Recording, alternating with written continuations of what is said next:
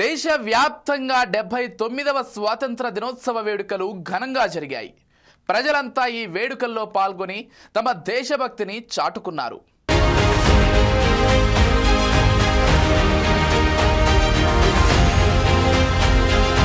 ఇకపోతే ప్రతిసారి independence day celebrations లో మన దేశ ప్రధాని మోదీ ప్రత్యేక ఆకర్షణగా నిలుస్తూ వస్తున్నారు.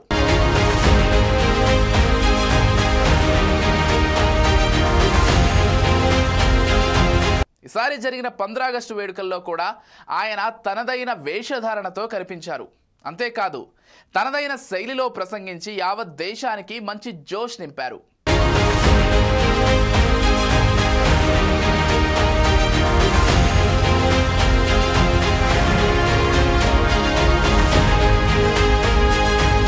ఉగ్రదేశం పాక్ వక్రబుద్ధిని తీవ్రంగా విమర్శిస్తూనే ఆపరేషన్ సింధూర్తో భారత సైనిక సత్తా ఏంటో ప్రపంచానికి తెలియజేసిన వైనాన్ని గుర్తు చేశారు.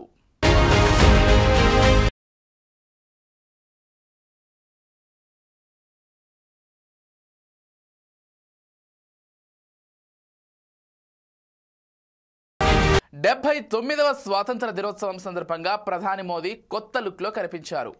ఆయన ధరించిన దుస్తులు ప్రత్యేక ఆకర్షణగా నిలిచాయి. ప్రతి స్వాతంత్ర దినోత్సవ వేడుకల్లో ఆయన డ్రెస్ ప్రత్యేకమే. మొదటిసారి తలపాగా జాకెట్లో ఒకే రంగులో రెండు కూడా కనిపించాయి.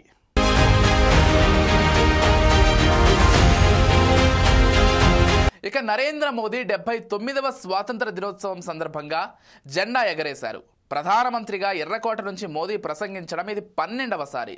స్వాతంత్ర దినోత్సవం సందర్భంగా ప్రధాని మోదీ ధరించిన తలపాగా ముఖ్యంగా వార్తల్లో నిలిచింది. దీనికి ముందు ఆయన చాలా సందర్భాల్లో కాషాయ తలపాగా ధరించారు. కానీ ప్రధానమంత్రి జాకెట్ తలపాగా రెండూ కాషాయ రంగులో ఉండటం ఇదే తొలిసారి.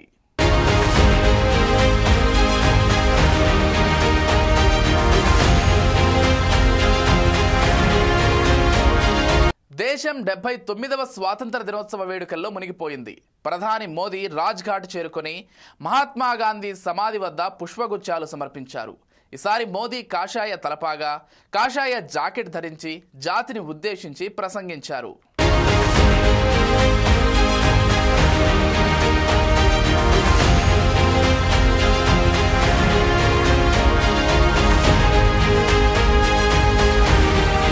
రాజ్ ఘాట్ నుంచి ఎర్రకోటకు చేరుకున్న ప్రధానమంత్రి కవాతును పరిశీలించి గౌరవ వందనం స్వీకరించారు. ఆపరేషన్ సింధూర్ 100 రోజులు పూర్తి చేసుకుంటున్నందున ప్రధాని మోదీ తన ప్రసంగంలో ఆపరేషన్ సింధూర్, జాతీయ భద్రత, ఆర్థికాభివృద్ధి, తన పదవీ కాలంలో సంక్షేమ పథకాల విస్తరణపై ప్రత్యేక దృష్టి పెట్టారు.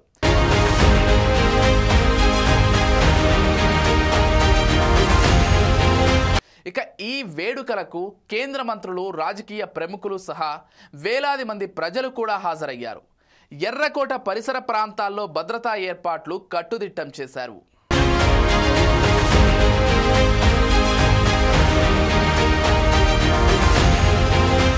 ఇక దేశ రాజధాని హస్తినలో భద్రతను కట్టుదిట్టం చేశారు. 11,000 మందికి పైగా భద్రతా సిబ్బంది, 3,000 మంది వరకు ట్రాఫిక్ పోలీసులను మోహరించారు. ఎత్తైన భవనాలపై స్నిఫర్లను మోహరించారు. కొత్త సాంకేతికత పద్ధతులను వినియోగించారు. ఈసారి స్వాతంత్ర దినోత్సవం యొక్క ఇతివృత్తాన్ని న్యూ భారత్గా ఉంచారు.